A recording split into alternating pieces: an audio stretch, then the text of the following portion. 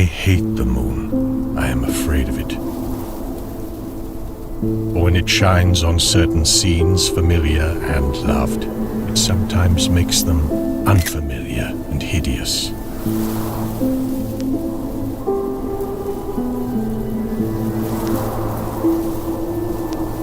It was in the spectral summer when the moon shone down on the old garden where I wandered.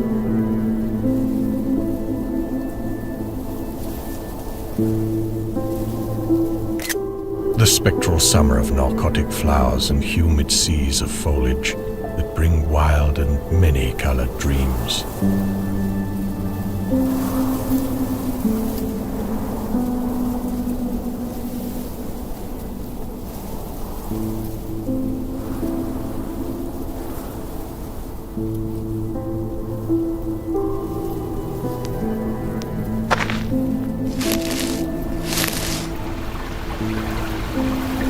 As I walked by the shallow crystal stream, I saw unwanted ripples tipped with yellow light. As if those placid waters were drawn on in restless currents to strange oceans that are not in the world.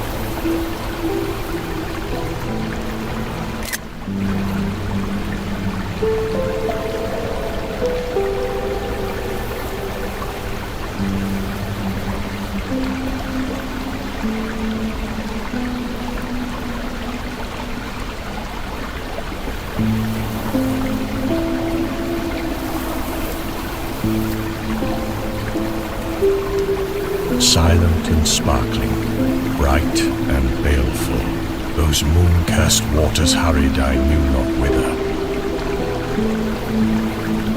Whilst from the empowered banks, white lotus blossoms fluttered one by one in the opiate night wind and dropped despairingly into the stream.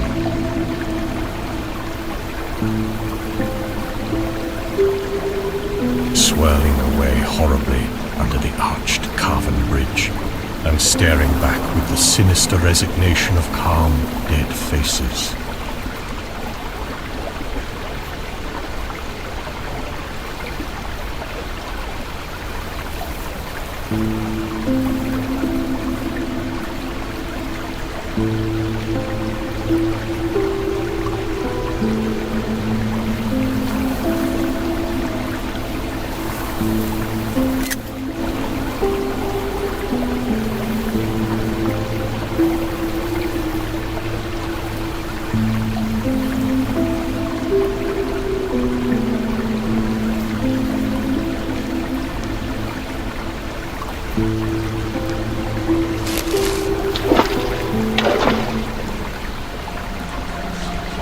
As I ran along the shore, brushing sleeping flowers with heedless feet, and maddened ever by the fear of unknown things and the lure of the dead faces.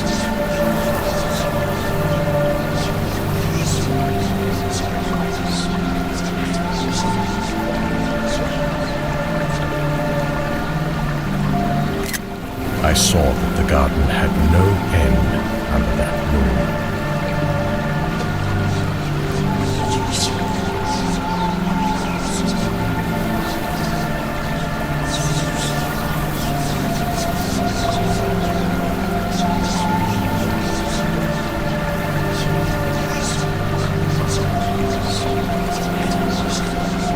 For where by day the walls were, there stretched now only new vistas of trees and paths, flowers and shrubs, stone idols and pagodas, and bendings of the yellow-litten stream past grassy banks and under grotesque bridges of marble.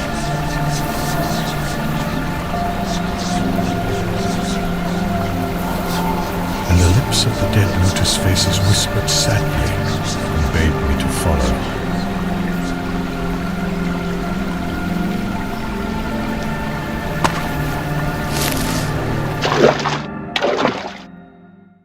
Nor did I cease my steps till the stream became a river, and joined amidst marshes of swaying reeds and beaches of gleaming sand, the shore of a vast and nameless sea.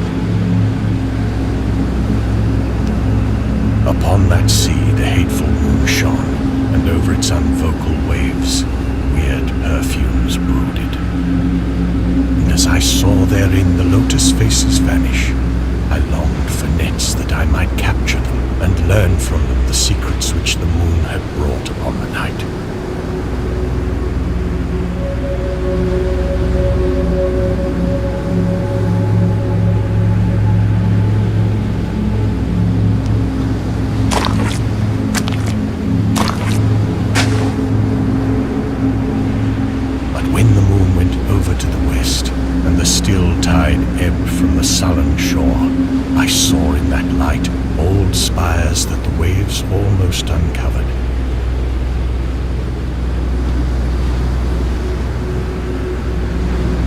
And white columns gay with festoons of green seaweed.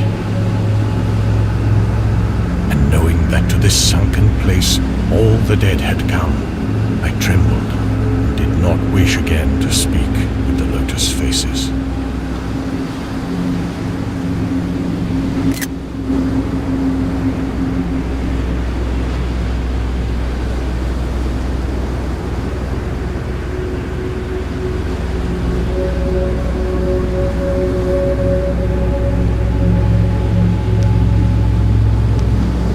When I saw afar out in the sea a black condor descend from the sky to seek rest on a vast reef,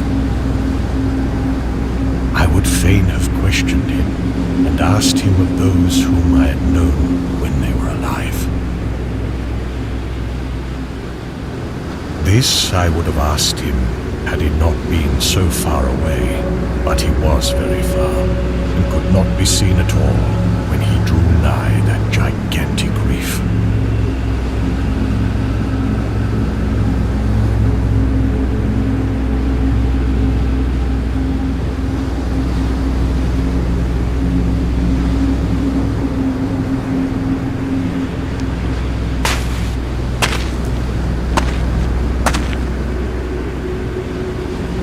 So I watched the tide go out under that sinking moon and saw gleaming the spires, the towers, and the roofs of that dead, dripping city.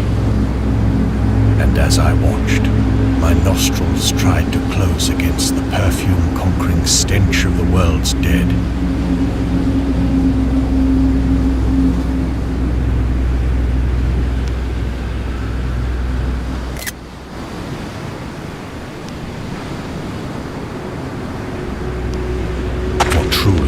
In this unplaced and forgotten spot had all the flesh of the churchyards gathered for puffy sea worms to gnaw and glut upon.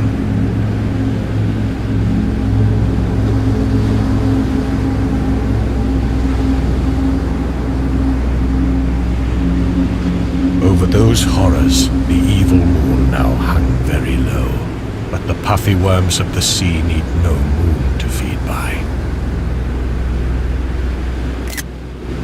And as I watched the ripples that told of the writhing of worms beneath, I felt a new chill from afar out, whither the condor had flown. As if my flesh had caught a horror before my eyes had seen it.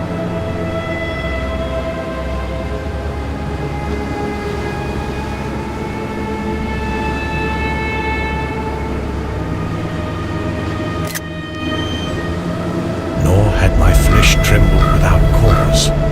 When I raised my eyes, I saw that the water had ebbed very low, shewing much of the vast reef whose rim I had seen before.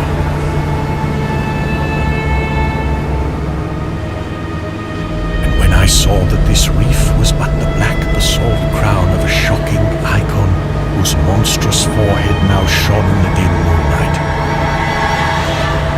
and whose vile hooves must pour the hellish ooze miles below, I shrieked and shrieked lest the hidden face rise above the waters, and lest the hidden eyes look at me after the slinking away of that leering and treacherous yellow moon. And to escape this relentless thing, I plunged gladly and unhesitatingly into the stinking shallows